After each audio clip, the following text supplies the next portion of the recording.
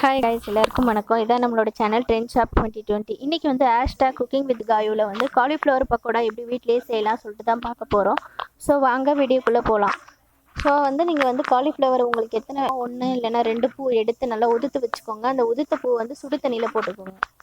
ஏன் சுடு தண்ணியில் போடுறோன்னா அப்போ தான் அதில் இருக்கிற அழுக்கு, ஸோ அதில் வந்து ஏதாவது ஜேர்ம்ஸ் இருந்தாலோ பூச்சி ஏதாவது இருந்தாலோ அதில் வந்து சுடு தண்ணியிலேயே செத்து போயிடும். ஸோ எல்லா பூவையும் போட்டு 5 மினிட்ஸ் வந்து நல்லா பாயில் பண்ணிடுங்க.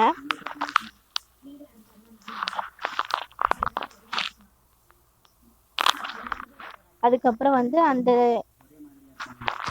அந்த காலிஃப்ளவரை எடுத்து நீங்கள் வந்து நார்மலாக சில் தண்ணியில் வந்து வாஷ் பண்ணி ஒரு பிளேட்டில் எடுத்து வச்சுக்கோங்க.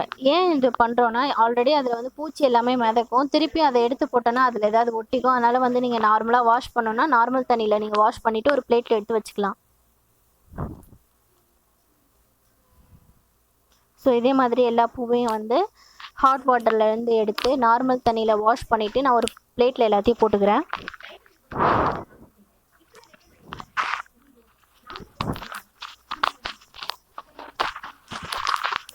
அடுத்து வந்து ஒரு பெரிய பாத்திரத்தில் காலிஃப்ளவரை போட்டுட்டு ஒரு முட்டை எடுத்துக்கோங்க. ஏன்னா நாங்கள் சின்ன பூ எடுத்துருக்கனால ஒரு முட்டை போதும். வேணும்னா நீங்கள் 2 முட்டை கூட போட்டுக்கலாம், எவ்வளோ பூவோ.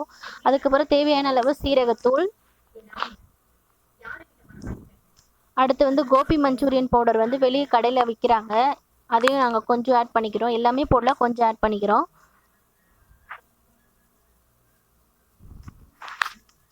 ஸோ அதுக்கப்புறம் சிக்கன் 65 பவுடர் ஃப்ளேவர் கொடுக்கறதுக்காக.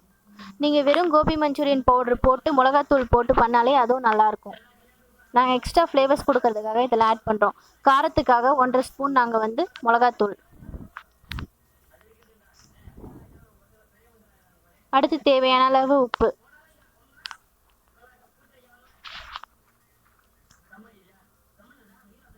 அடுத்து கலருக்காக கேசரி பவுடர். இதை நல்லா மிக்ஸ் பண்ணிக்கோங்க. நாங்கள் வந்து நல்லா ஃப்ளேவர் வர்றதுக்காக மைதா மாவும் ஆட் பண்ணியிருக்கோம்.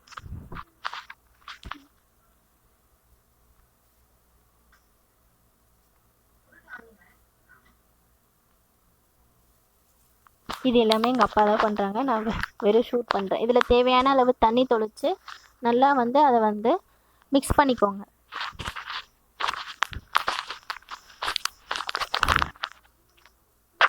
நல்லா மிக்ஸ் பண்ணிக்கோங்க.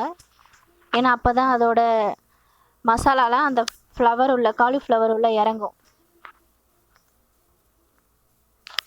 நல்லா மிக்ஸ் பண்ணுங்கள். ஒரு 5 மினிட்ஸ் நல்லா மிக்ஸ் பண்ணிக்கோங்க. மிக்ஸ் பண்ணிவிட்டு ஒரு தட்டு போட்டு மூடி நீங்கள் 1 hour வந்து ஃப்ரிட்ஜில் எடுத்து வச்சுக்கோங்க. அதுக்கப்புறம் வந்து ஒரு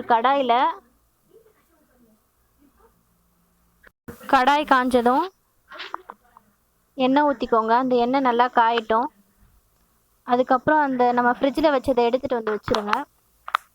அப்புறம் ஒன்று காஞ்சிருச்சான்னு பார்க்குறதுக்கு ஒரே ஒரு ஃப்ளவரை போட்டு நீங்கள் வந்து பாருங்கள், செக் பண்ணுங்கள். ஸோ அதுக்கப்புறம் எல்லாத்தையும் போட்டு நீங்கள் இந்த மாதிரி வறுத்துருங்க. ஸோ ஒரு 10 நிமிஷம் நல்லா வேக விடுங்க. வெந்ததுக்கப்புறம் இது இந்த மாதிரி தான் இருக்கும். ஸோ நல்லா எண்ணெயை வடிகட்டி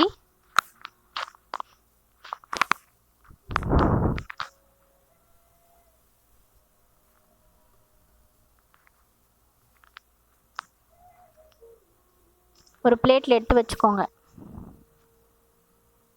ஸோ அவ்வளோதான். இந்த மாதிரி ஈஸியாக 5 மினிட்ஸில் செஞ்சிடலாம். இந்த மாதிரி வந்து நீங்கள் வீட்லேயும் செஞ்சு பாருங்கள். ஸோ அதுக்கப்புறம் நான் இதை வந்து ஒரு சேவிங் பிளேட்டில் போட்டு எடுத்து வச்சுருக்கேன்.